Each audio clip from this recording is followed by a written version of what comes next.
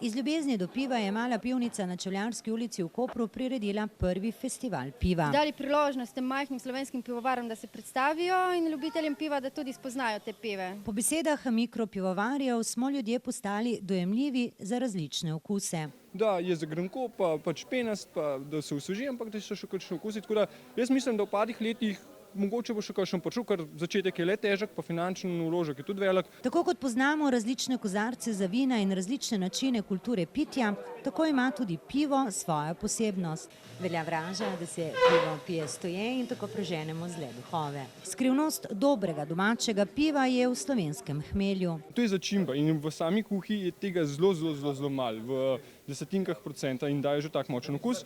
Večina moške populacije je našlo skupno lastnost domačih piv.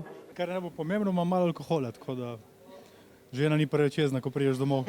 Ko si boste naslednjič zaželeli piva, pustite se presenetiti in naročite domače slovensko pivo.